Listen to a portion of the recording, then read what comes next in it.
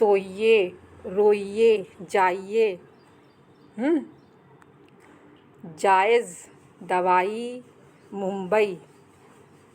23, कई, गई, मई, गए, नए।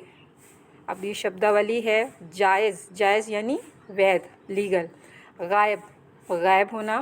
रैज यानी प्रचलित, मशहूर। जो चीज़ प्रचलित हो जाए या मशहूर हो जाए उसको कहते हैं रैज हो गई है। तो ये सब आप अच्छे से 1-2 बार पढ़िए, इनको इस्तेमाल देखिए।